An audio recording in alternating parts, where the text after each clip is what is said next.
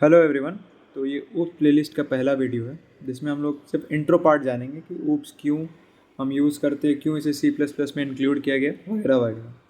तो C plus plus क्या है? C plus plus language was design with the main intention of adding object oriented feature to the C language. तो C plus plus को इसी intention से बनाया गया था ताकि उसमें ऊप्स को ऐड किया जा सके, इसीलिए हम लोग इसे सी का एक्सटेंडेड वर्जन कहते हैं सी प्लस प्लस को। और सी प्लस प्लस में इट हैज़ टू फीचर्स। पहला क्या है कि पी ओ पी और ऊप्स, प्रोसीड्यूर ओरिएंटेड प्रोग्रामिंग, जो कि पहले से सी में भी पाया जाता था, और जो एक्स्ट्रा फीचर जो इसमें ऐड किया गया वो उसे हमें ऊप्स कहते हैं। तो इसमें और इसमें क्या अंतर था तो वो देख लेते हैं। तो पी ओ पी किस पे फोकस करता था? Consist of writing a set of instruction for the computer to follow. ये नॉर्मल सा, मतलब हम लोग प्रोग्राम लिखते थे जिससे वो लाइन बाय लाइन रीड करते जाता था, सिंपल सा था। इसका मेन फोकस ये फंक्शंस पे था। मतलब अगर जैसे हमारा कोड बड़ा है तो उसे अगर हम लोग रीडेबल बनाना है तो वो बस क्या करता था कि एक फंक्शंस के रूप में क्रिएट कर देता था जिससे हमें रीडेबिलिटी बढ़ जाती थी। और फंक्शन कैन इधर यूज़ लोकल और ग्लोबल डेटा। तो फंक्शन इसमें क्या था कि एज अ लोकल और ग्लोबल डेटा के तौर पे भी यूज़ कर सकते थे। और इसका सबसे बड़ा दिक्कत ये था कि data moves openly from function to function. मतलब इसमें किसी भी टाइप का सिक्योरिटी नहीं था, कोई भी इसको कैसे भी करके एक्सेस कर सकता था। और उसके दूसरे पार्ट को देखते ऊप्स। तो ऊप्स ऐड करने से फ़ायदा क्या हुआ कि it works on the concept of classes and object. मतलब इसमें जैसे अगर हम लोग प्रोग्राम को रीडेबिलिटी को बढ़ाना है तो इसे हम लोग डिवाइड कर सकते हैं मैनी क्लासेस में, जिसका हम लोग ऑब्जेक्ट बना सकते हैं, जिससे ये जिस फंक्शन को हम लोग बार बार यूज़ कर सकते हैं। ठीक उसी तरह क्लास को क्या कहते हैं? टेम्पलेट कहते हैं। मतलब क्लास में अगर किसी टाइप ऑफ इन्फॉर्मेशन अगर गिवन है तो उसका हम लोग ऑब्जेक्ट बना सकते हैं। सो इसलिए हम कह सकते हैं कि class is a template to create an object. और ऑब्जेक्ट क्या है? Object is an instance of that class. मतलब ऑब्जेक्ट तब तक नहीं बनाया जा सकता जब तक वहाँ गिवन क्लास ना हो। और इसका जो मेन पार्ट है, treats data as a critical element. मतलब डेटा को ये काफ़ी सिक्योरिटी के साथ रखता है। जैसे कि इसमें 3 फीचर्स गिवन है जो कि मैं आगे बताऊंगा, प्राइवेट, पब्लिक और प्रोटेक्टेड। तो उस कारण से ही ये प्राइवेट डेटा सिक्योर रहता है। तो what are the benefits of using the OOPs? So better code reusability using object and inheritance. तो इनहेरिटेंस एक टॉपिक है जो कि मैं इसको आपको आगे बताऊंगा। इसमें सबसे बड़ा प्रिंसिपल है डेटा हाइडिंग का, जो कि सिस्टम को सिक्योर बनाता है। हम लोग मल्टीपल ऑब्जेक्ट क्रिएट कर सकते हैं इसमें किसी बिना इंटरफेरेंस। सपोज अगर हमारा एक क्लास है तो उसका एक ऑब्जेक्ट है, तो सेम क्लास के हम लोग मल्टीपल ऑब्जेक्ट्स भी क्रिएट कर सकते हैं। और software complexity can be easily managed. जो कि टफ से टफ प्रोग्राम है, लंबे से लंबे प्रोग्राम को हम लोग ईजिली रीड कर सकते हैं, और कॉम्प्लेक्स से कॉम्प्लेक्स प्रोग्राम को हम लोग ईजी बना सकते हैं इसके द्वारा। हर क्लास के पास 2 चीज़ होता है, एक मेंबर फंक्शन और डेटा मेंबर। अब ये दोनों मैं आपको प्रोग्राम रन करते वक्त ही बताऊंगा कि क्या होता है। और एक्सेसिबिलिटी की बात जब करते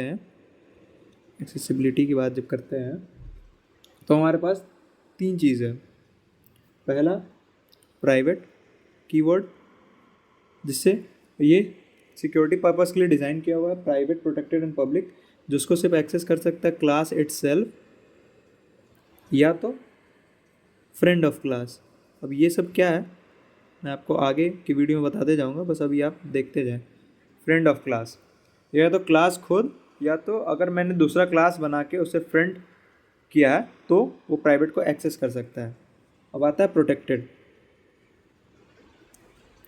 प्रोटेक्टेड में भी वही, क्लास इटसेल्फ या तो खुद का क्लास एक्सेस कर सकता है या फिर इनहेरिटेड क्लास। या फिर मैं अगर सपोज मैंने क्लास ए बनाया और क्लास बी बनाया, और क्लास बी में क्लास ए की प्रॉपर्टी को इनहेरिट किया, तो उस समय प्रोटेक्टेड से मैं उसको एक्सेस कर सकता हूँ प्रोटेक्टेड कीवर्ड से। इनहेरिटेड। और लास्टली हमारा आता है पब्लिक। पब्लिक जो एनीवेयर एक्सेसिबल, एनीवेयर। तो यही मेन चीज़ थी, बेसिक वर्ड्स वगैरह, प्राइवेट, प्रोटेक्टेड, पब्लिक, और class has 2 functions, data member function और डेटा मेंबर। सो इतनी बेसिक चीज़ें जाननी थी। अब मैं आपको बेसिक सिंटेक्स वगैरह बता देता हूँ अपने आईडी में, जैसे कि मैं डेव यूज़ करता हूँ, कि कैसे इसे लिखा जाता है, कैसे रन किया जाता है वगैरह वगैरह। तो अब देख लेते हैं कंप्यूटर स्क्रीन पे आके। तो अब हम लोग अपने कंप्यूटर स्क्रीन पे आ चुके हैं। तो जैसा कि मैंने सिंपल सा लिखा, पहले तो मैंने लाइब्रेरी इंक्लूड किया, आईओ स्ट्रीम और यूजिंग नेम पे एसटीडी वगैरह। उसके बाद जब हमें क्लास बनाना होगा तो हमें क्लास कीवर्ड का यूज़ करना होगा, जो कि स्मॉल स्मॉल में होगा सब कुछ। और क्लास का हम लोग कुछ भी नाम रख सकते हैं, जैसे हमारा इंट्रो वीडियो है तो ये सपोज मैं इंट्रो रख देता हूँ, और एक सेमी कॉलन के अंदर में। अच्छा मैं ओपन करता हूँ, जब मैं int A B C declare करता हूँ तो ये इस क्लास का डेटा मेंबर हो जाएगा। और बाय डिफॉल्ट ये प्राइवेट में होता है, अगर मैं यहाँ कुछ ना लिखूँ तो प्राइवेट में होता हूँ। लेकिन अगर सपोज मुझे पब्लिक करना है तो मुझे इस तरीके से लिखना पड़ेगा पब्लिक। अगर मैं ना लिखूँ तो ये प्राइवेट में बाय डिफॉल्ट होता है, तो बाय डिफॉल्ट प्राइवेट मतलब मैं लिख ही देता हूँ प्राइवेट में ना। तो मैंने क्या बताया कि प्राइवेट में मेरे पास दो डेटा फंक्शन है, डेटा मेंबर है ए और बी। और मैं अब पब्लिक में क्या कर रहा हूँ, पब्लिक इस लिखने का तरीका होता है पब्लिक के बाद ये दो टू वाला साइन। देन पब्लिक में मैं क्या कर रहा हूँ, एक फंक्शन बना रहा हूँ जिसको मैं मेंबर फंक्शन बोलूंगा। जैसे suppose word gate data, gate data लेके मैं ए और बी में वैल्यू को पुट करूंगा। Suppose int P comma int C. मैं क्या कर रहा हूँ, ए में पी की वैल्यू को डाल रहा हूँ और बी में सी की वैल्यू को डाल रहा हूँ।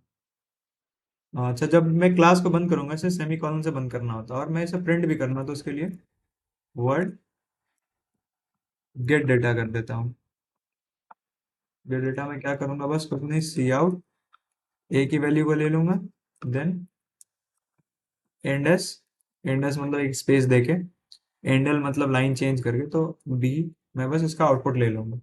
और उसके बाद मैं सेमी कॉलन से बंद करूंगा, उसके बाद मैं इंट मेन लगाऊंगा, और देन इस क्लास का एक ऑब्जेक्ट बनाऊंगा। इस क्लास का मैं एक ऑब्जेक्ट बनाऊंगा, जैसे इंट्रो क्लास है तो इंट्रो का किसी भी का ऑब्जेक्ट बन जाता है। ऑब्जेक्ट सपोज ओबी कर लेता हूँ, और ओबी के मदद से मैं कॉल करूंगा। जैसे ओबी डॉट गेट डेटा है तो मैं इसमें वैल्यू भेजूंगा, जैसे 5, 6 या 7 भेज देता हूँ। तो ओबी डॉट गेट डेटा से मतलब वो कॉल हुआ, वो जो गेट डेटा है हमारा, और उसमें जाके वैल्यू स्टोर हो गई। जब वैल्यू स्टोर हो गई तो ओबी डॉट, और यहाँ पे एक ब्रैकेट छोड़ गया, ओबी डॉट गेट डेटा से मैं इसको कॉल करके प्रिंट भी करवा लूंगा। हो गया हमारा, और रिटर्न 0 करके। तो अब हम इस प्रोग्राम को कंपाइल करते हैं, तो हमारा आउटपुट आ जाएगा 5 और 7, जो कि आ गया 5 और 7। सपोज अगर मुझे ये वर्ड गेट डेटा वगैरह इसमें नहीं लिखना होता, जैसे कि मेरा ये सब जो दिया हुआ जो भी वर्ड गेट डेटा को अगर मुझे बाहर लिखना होता तो उसका भी एक तरीका होता है। जैसे मैं इसको लिखता बाहर में वॉइड, मैं लिखता वॉइड, और ये स्कोप रेजोल्यूशन का मैं साइन देता, सॉरी वॉइड मैं लिखता पहले वो क्लास का नेम जो कि मैंने इंट्रो दिया है, उसके स्कोप रेजोल्यूशन। देन मैं फंक्शन का नाम लिखता गेट डेटा, और क्या करता वहां पे सी आउट ए हैंडल बी कर देता, और यहाँ से मैं इसको हटा देता, कमेंट आउट कर देता हूँ। हाँ, इसको कमेंट आउट यहाँ तक कर देता हूँ। अब रन करके देखता हूँ तो ये मुझे एरर दे रहा है। तो एरर क्यों दे रहा है, तो यहाँ एरर इसलिए आ रहा है क्योंकि यहाँ पे मैंने वर्ड गेट, सॉरी यहाँ पे मैं क्या करता हूँ, सेट डेटा कर देता हूँ। सेट डेटा को ऐसे करके मुझे बताना पड़ेगा कि इस क्लास में अवेलेबल है, उसको मैं बाहर से एक्सेस कर रहा हूँ। तो जो अब मैं रन करूंगा और यहाँ पे मुझे सेट डेटा कॉल करना पड़ेगा, सेट डेटा कॉल करूंगा तो ये रन कर जाएगा। अच्छा, यहाँ पे भी मुझे अब यहाँ पे भी सेट डेटा करना, सेट करूँ, अब मैं रन करूंगा तो ये रन हो जाएगा बिना किसी एरर के। तो अब ये एरर बिना किसी एरर के रन कर गया, और मुझे 5 और 7 आउटपुट मिल गया। तो इस तरीके से मैं चाहूँ तो अंदर भी लिख सकता हूँ या उसको बाहर स्कोप रेजोल्यूशन के थ्रू एक्सेस कर सकता हूँ। तो इस वीडियो में इतना ही था। Thank you.